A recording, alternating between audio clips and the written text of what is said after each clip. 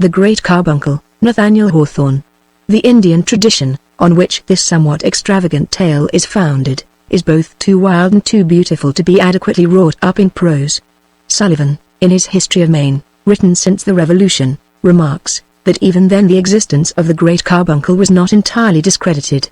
At nightfall, once in the olden time, on the rugged side of one of the Crystal Hills, a party of adventurers were refreshing themselves, after a toilsome and fruitless quest for the Great Carbuncle. They had come thither, not as friends nor partners in the enterprise, but each, save one youthful pair, impelled by his own selfish and solitary longing for this wondrous gem. Their feeling of brotherhood, however, was strong enough to induce them to contribute a mutual aid in building a rude hut of branches, and kindling a great fire of shattered pines, that had drifted down the headlong current of the Imanoosuk, on the lower bank of which they were to pass the night. There was but one of their number, perhaps, who had become so estranged from natural sympathies, by the absorbing spell of the pursuit, as to acknowledge no satisfaction at the sight of human faces, in the remote and solitary region whither they had ascended. A vast extent of wilderness lay between them and the nearest settlement, while scant a mile above their heads was that black verge where the hills throw off their shaggy mantle of forest trees, and either robe themselves in clouds or tower naked into the sky. The roar of the Imanoosuk would have been too awful for endurance if only a solitary man had listened, while the mountain stream talked with the wind. The adventurers, therefore, exchanged hospitable greetings, and welcomed one another to the hut, where each man was the host, and all were the guests of the whole company. They spread their individual supplies of food on the flat surface of the rock, and partook of a general repast, at the close of which, a sentiment of good fellowship was perceptible among the party, though repressed by the idea that the renewed search for the Great Carbuncle must make them strangers again in the morning. 7 men and 1 young woman, they warmed themselves together at the fire, which extended its bright wall along the whole front of their wigwam. As they observed the various and contrasted figures that made up the assemblage, each man looking like a caricature of himself, in the unsteady light that flickered over him, they came mutually to the conclusion that an odder society had never met, in city or wilderness, on mountain or plain. The eldest of the group, a tall, lean, weather-beaten man, some 60 years of age, was clad in the skins of wild animals, whose fashion of dress he did well to imitate, since the deer, the wolf, and the bear, had long been his most intimate companions. He was one of those ill-fated mortals, such as the Indians told of, whom, in their early youth, the Great Carbuncle smote with a peculiar madness, and became the passionate dream of their existence. All who visited that region knew him as the Seeker and by no other name. As none could remember when he first took up the search, there went a fable in the valley of the Saco, that for his inordinate lust after the Great Carbuncle, he had been condemned to wander among the mountains till the end of time, still with the same feverish hopes at sunrise, the same despair at eve. Near this miserable seeker sat a little elderly personage, wearing a high-crowned hat, shaped somewhat like a crucible. He was from beyond the sea, a Dr. Cacaphodel, who had wilted and dried himself into a mummy by continually stooping over charcoal furnaces, and inhaling unwholesome fumes during his researches in chemistry and alchemy. It was told of him, whether truly or not, that, at the commencement of his studies, he had drained his body of all its richest blood, and wasted it, with other inestimable ingredients, in an unsuccessful experiment, and had never been a well man since.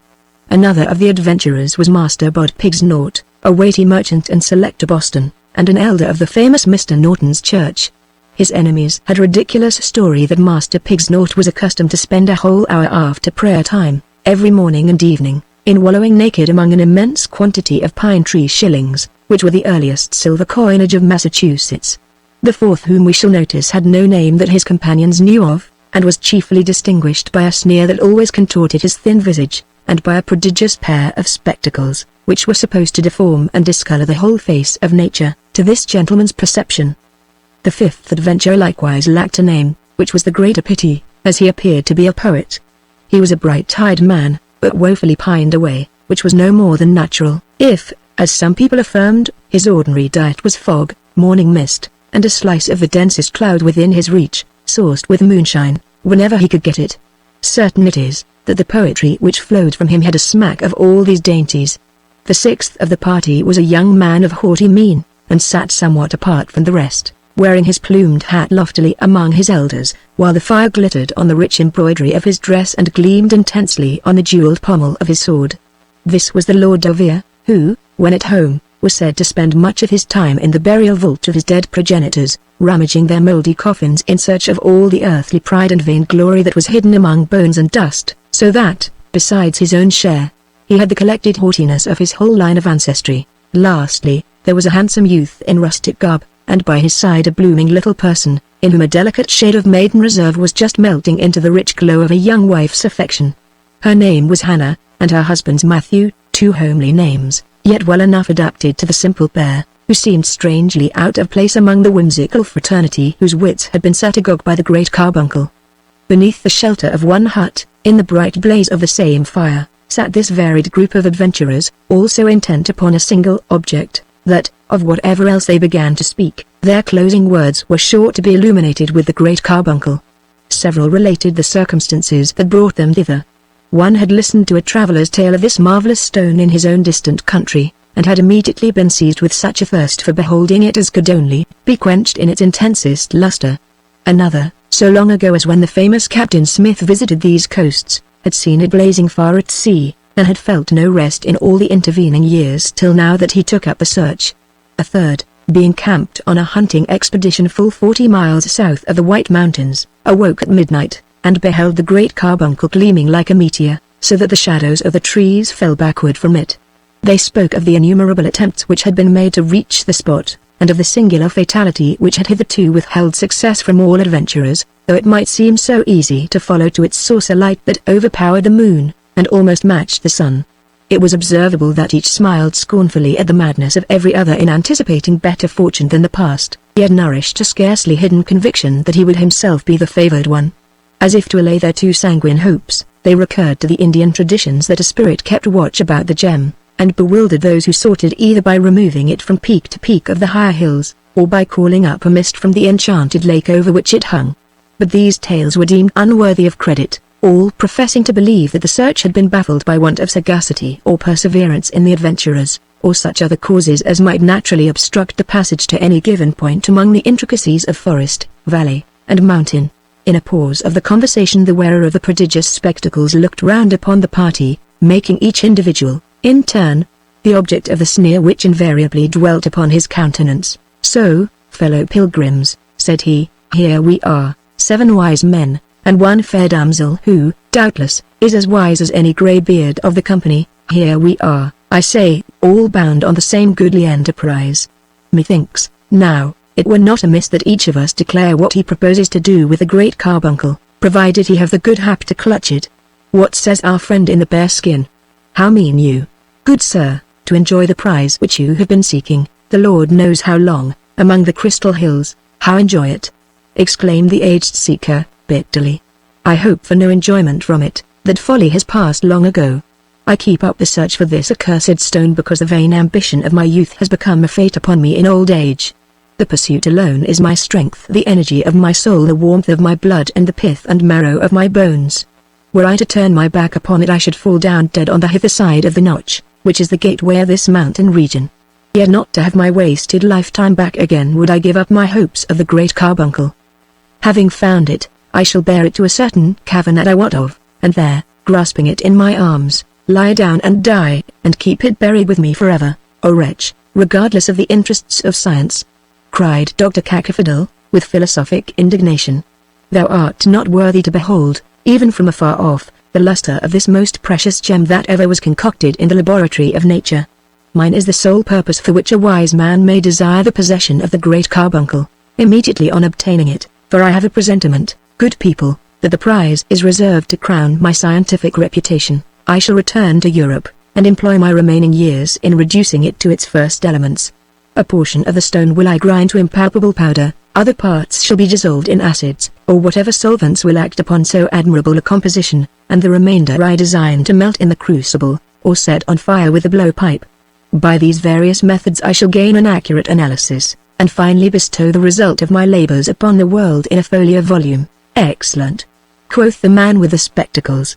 "Nor need you hesitate, learned sir, on account of the necessary destruction of the gem, since the perusal of your folio may teach every mother's son of us to concoct a great Carbuncle of his own. But, verily, said Master Ichabod Pigsnort, for mine own part one object to the making of these counterfeits, as being calculated to reduce the marketable value of the true gem. I tell ye frankly, sirs, I have an interest in keeping up the price. Here have I quitted my regular traffic, leaving my warehouse in the care of my clerks, and putting my credit to great hazard, and, furthermore, have put myself in peril of death or captivity by the accursed heathen savages, and all this without daring to ask the prayers of the congregation, because the quest for the great Carbuncle is deemed little better than a traffic with the evil one. Now think ye that I would have done this grievous wrong to my soul, body, reputation, and estate, without a reasonable chance of profit? Not I, Bias Master Pigs naught, said the man with the spectacles. I never laid such a great folly to thy charge. Truly, I hope not, said the merchant. Now, as touching this great Carbuncle, I am free to own that I have never had a glimpse of it.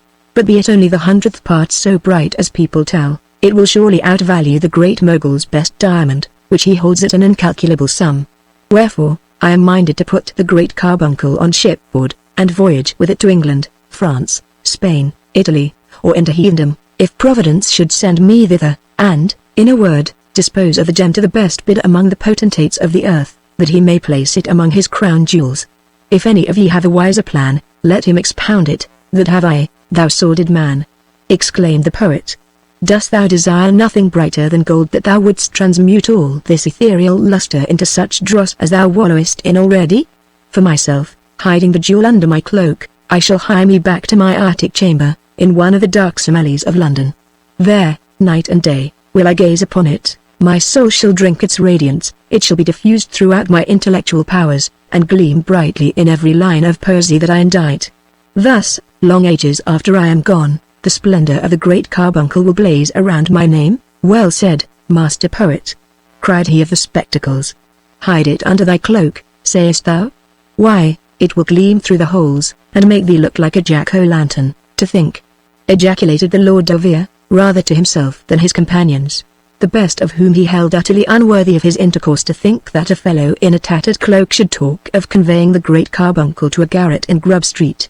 Have not I resolved within myself that the whole earth contains no fitter ornament for the great hall of my ancestral castle? There shall it flame for ages, making a noonday of midnight, glittering on the suits of armor, the banners, and escutcheons, that hang around the wall, and keeping bright the memory of heroes. Wherefore have all other adventurers sought the prize in vain, but that I might win it, and make it a symbol of the glories of our lofty line?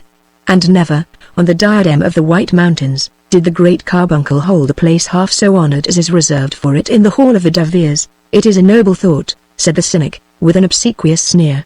Yet, might I presume to say so, the gem would make a rare sepulchral lamp, and would display the glories of your lordship's progenitors more truly in the ancestral vault than in the castle hall. Nay, forsooth, observed Matthew, the young rustic, who sat hand in hand with his bride, the gentleman has bethought himself of a profitable use for this bright stone.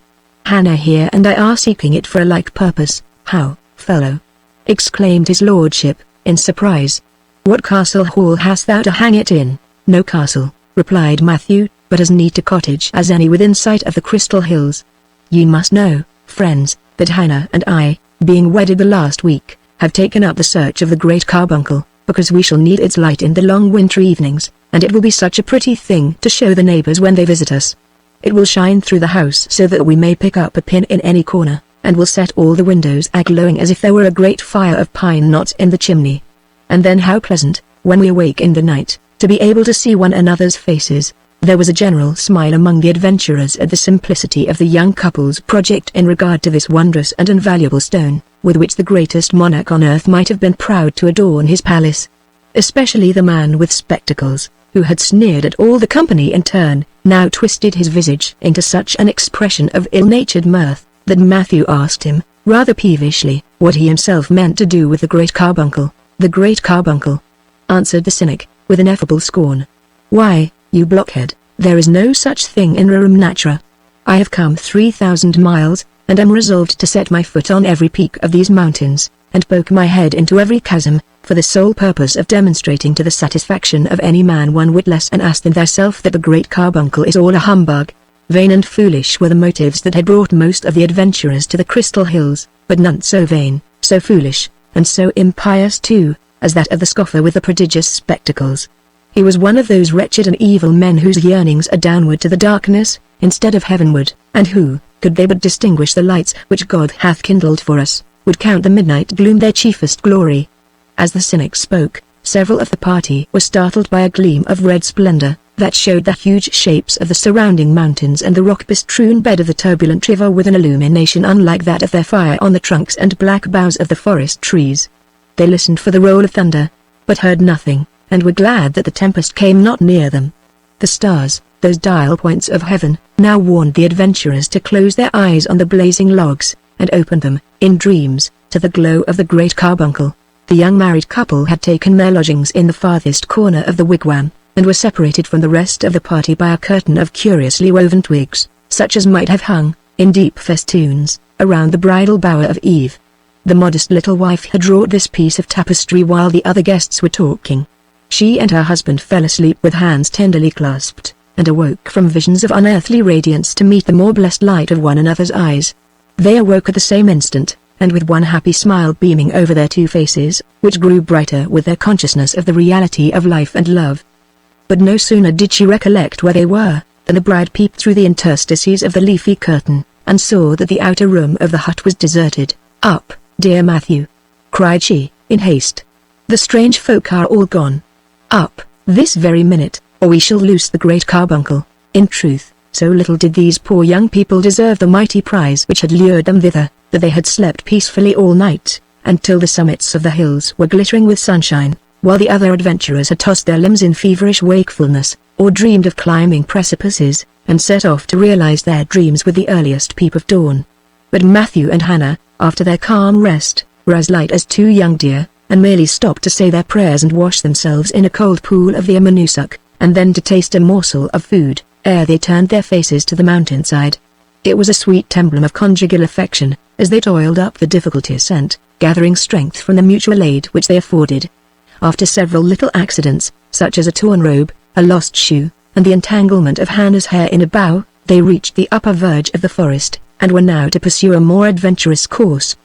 The innumerable trunks and heavy foliage of the trees had hitherto shut in their thoughts, which now shrank affrighted from the region of wind and cloud and naked rocks and desolate sunshine, that rose immeasurably above them.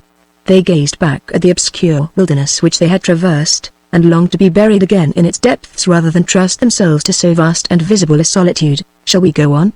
said Matthew, throwing his arm round Hannah's waist, both to protect her and to comfort his heart by drawing her close to it. But the little bride, simple as she was, had a woman's love of jewels, and could not forego the hope of possessing the very brightest in the world, in spite of the perils with which it must be won. "Let us climb a little higher," whispered she, yet tremulously, as she turned her face upward to the lonely sky. "Come, then," said Matthew, mustering his manly courage and drawing her along with him, for she became timid again the moment that he grew bold. And upward, accordingly, went the pilgrims of the great carbuncle, now treading upon the tops and thickly interwoven branches of dwarf pines, which, by the growth of centuries, though mossy with age, had barely reached 3 feet in altitude. Next, they came to masses and fragments of naked rock heaped confusedly together, like a cairn reared by giants in memory of a giant chief. In this bleak realm of upper air nothing breathed, nothing grew, there was no life but what was concentrated in their two hearts. They had climbed so high that nature herself seemed no longer to keep them company. She lingered beneath them, within the verge of the forest trees, and sent a farewell glance after her children as they strayed where her own green footprints had never been. But soon they were to be hidden from her eye. Densely and dark the mists began to gather below, casting black spots of shadow on the vast landscape, and sailing heavily to one center, as if the loftiest mountain peak had summoned a council of its kindred clouds. Finally, the vapors welded themselves, as it were, into a mass, presenting the appearance of a pavement over which the wanderers might have trodden, but where they would vainly have sought an avenue to the blessed earth which they had lost. And the lovers yearned to behold that green earth again, more intensely, alas. Then, beneath a clouded sky, they had ever desired a glimpse of heaven. They even felt it a relief to their desolation when the mists, creeping gradually up the mountain, concealed its lonely peak, and thus annihilated, at least for them, the whole region of visible space. But they drew closely together, with a fond and melancholy gaze, dreading lest the universal cloud should snatch them from each other's sight. Still, perhaps, they would have been resolute to climb as far and as high, between earth and heaven, as they could find foothold, if Hannah's strength had not begun to fail, and with that, her courage also. Her breath grew short. She refused to burden her husband with her weight, but often tottered against his side, and recovered herself each time by a feebler effort. At last, she sank down on one of the rocky steps of the acclivity. "We are lost, dear Matthew," said she, mournfully. "We shall never find our way to the earth again. And oh, how happy we might have been in our cottage, dear heart." "We will yet be happy there," answered Matthew. "Look. In this direction, the sunshine penetrates the dismal mist. By its aid, I can direct our course to the passage of the Notch. Let us go back, love, and dream no more of the great Carbuncle. The sun cannot be yonder," said Hannah, with despondence. "By this time it must be noon. If there could ever be any sunshine here, it would come from above our heads. But look," repeated Matthew, in a somewhat altered tone. "It is brightening every moment. If not sunshine, what can it be?" Nor could the young bride any longer deny that a radiance was breaking through the mist, and changing its dim hue to a dusky red, which continually grew more vivid, as if brilliant particles were interfused with the gloom. Now, also, the cloud began to roll away from the mountain, while, as it heavily withdrew, one object after another started out of its impenetrable obscurity into sight, with precisely the effect of a new creation, before the indistinctness of the old chaos had been completely swallowed up. As the process went on, they saw the gleaming of water close at their feet, and found themselves on the very border of a mountain lake, deep, bright, clear, and calmly beautiful, spreading from brim to brim of a basin that had been scooped out of the solid rock. A ray of glory flashed across its surface. The pilgrims looked whence it should proceed, but closed their eyes with a thrill of awful admiration, to exclude the fervid splendor that glowed from the brow of a cliff impending over the enchanted lake. For the simple pair had reached that lake of mystery, and found the long-sought shrine of the great Carbuncle. They threw their arms around each other, and trembled at their own success, for, as the legends of this wondrous gem rushed thick upon their memory, they felt themselves marked out by fate, and the consciousness was fearful. Often, from childhood upward, they had seen it shining like a distant star. And now that star was throwing its intensest luster on their hearts. They seemed changed to one another's eyes, in the red brilliancy that flamed upon their cheeks, while it lent the same fire to the lake, the rocks, and sky, and to the mists which had rolled back before its power. But, with their next glance, they beheld an object that drew their attention even from the mighty stone. At the base of the cliff, directly beneath the great Carbuncle, appeared the figure of a man, with his arms extended in the act of climbing, and his face turned upward, as if to drink the full gush of splendor. But he stirred not, no more than if changed to marble. "It is the Seeker," whispered Hannah, convulsively grasping her husband's arm. "Matthew, he is dead. The joy of success has killed him," replied Matthew, trembling violently. "Or, perhaps, the very light of the great Carbuncle was death." "The great Carbuncle," cried a peevish voice behind them. "The great humbug. If you have found it, prithee point it out to me." They turned their heads, and there was the cynic, with his prodigious spectacles set carefully on his nose, staring now at the lake, now at the rocks, now at the distant masses of vapor, now right at the great Carbuncle itself, yet seemingly as unconscious of its light as if all the scattered clouds were condensed about his person. Though its radiance actually threw the shadow of the unbeliever at his own feet, as he turned his back upon the glorious jewel. He would not be convinced that there was the least glimmer there. "Where is your great humbug?" he repeated. "I challenge you to make me see it." "There," said Matthew, incensed at such perverse blindness, and turning the cynic round towards the illuminated cliff. "Take off those abominable spectacles, and you cannot help seeing it." Now these colored spectacles probably darkened the cynic's sight, in at least as great a degree as the smoked glasses through which people gaze at an eclipse. With resolute bravado, however, he snatched them from his nose, and fixed a bold stare full upon the ruddy blaze of the great Carbuncle. But scarcely had he encountered it, when, with a deep, shuddering groan, he dropped his head, and pressed both hands across his miserable eyes. Thenceforth there was, in very truth, no light of the great Carbuncle, nor any other light on earth, nor light of heaven itself, for the poor cynic.